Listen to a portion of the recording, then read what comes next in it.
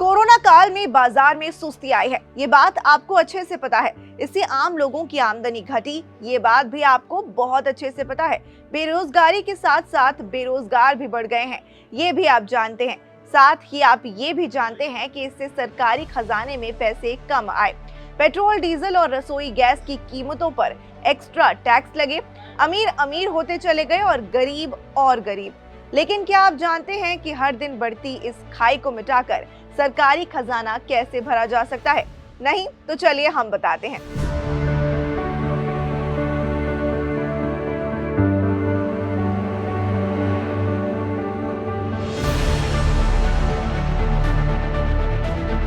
Oxfam की report कहती है कि मार्च 2020 से नवंबर 2021 तक महामारी में अडानी की संपत्ति में 3 गुना बढ़ोतरी हुई।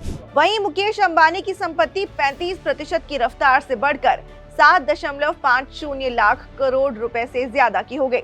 ऐसे में बजट 2022 से पहले लोग देश के इन धनवान लोगों से एक्स्ट्रा टैक्स वसूलने की मांग कर रहे हैं। दरअसल बजट 2022 से पहले फाइट इनइक्वालिटी अलायंस इंडिया यानी कि FIA इंडिया ने देश के 24 शहरों के 3000 लोगों के साथ एक सर्वे किया है, जिसमें 80% लोगों ने ये माना है कि महामारी के दौरान मोटी कमाई करने वाले लोगों से एक्स्ट्रा टैक्स वसूला जाना चाहिए।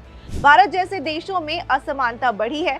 लोग चाहते हैं कि सरकार आम लोगों से पेट्रोल, डीजल और गैस पर ज्यादा पैसा ना वसूले, बल्कि धनी लोगों से एक्स्ट्रा टैक्स ले, जिसका इस्तेमाल स्वास्थ्य, शिक्षा, गरीबी जैसे मुद्दों को हल करने में हो। सिर्फ इतना ही नहीं, 84% लोग चाहते हैं कि सालाना 2 करोड़ से ज्यादा इनकम वाले लोगों से 2% कोविड टैक्स वसूला जाए और 89.3% लोग चाहते हैं कि कोरोना काल में ज्यादा कमाई वाली कंपनियों से टेम्परेरी टैक्स भी वसूला जाए। दरअसल पूरा मामला फंसा है हेल्थ टैक्स और सुपर रिच टैक्स के बीच में। इसे वेल्थ टैक्स कहते हैं। 2015 तक देश में किसी व्यक्ति के नाम पर 30 लाख रुपए तक की संपत्ति होती थी तो उसे 1% टैक्स देना पड़ता था, लेकिन साल 2016 में इसे ये कहकर समाप्त कर दिया गया कि इससे सिर्फ 1008 करोड़ रुपए आते हैं। इसी तरह जब देश में तय आय से ज्यादा की कमाई करने वाले लोगों से टैक्स वसूला जाता है तो उसे सुपर रिच टैक्स कहते हैं। साल 2019 में विदेशी इन्वेस्टर्स पर सुपर रिच चार्ज लगाने के कुछ दिनों बाद ही भारत सरकार ने इसे वापस ले लिया था।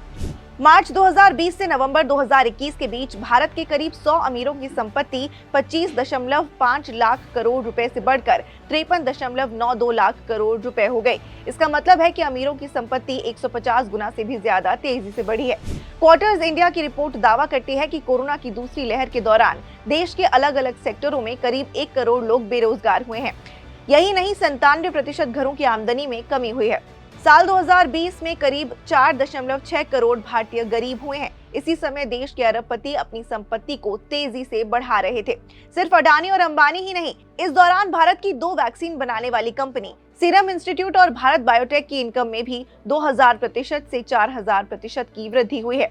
FIA इंडिया की रिपोर्ट में सामने आया कि 37.52 करोड़ रुपए से ज्यादा की संपत्ति वालों से 2%, 375 करोड़ रुपए से ज्यादा की संपत्ति वालों से 3% और 7.50 हजार करोड़ रुपए से ज्यादा की संपत्ति वालों से 5% वेल्थ टैक्स वसूला जाना चाहिए। अब आप पूछेंगे कि इससे कितना फायदा होगा? 5.85 लाख करोड़ रुपए का। जी हाँ, सरकारी खजाने में सालाना 5.85 लाख करोड़ रुपए जमा होंगे।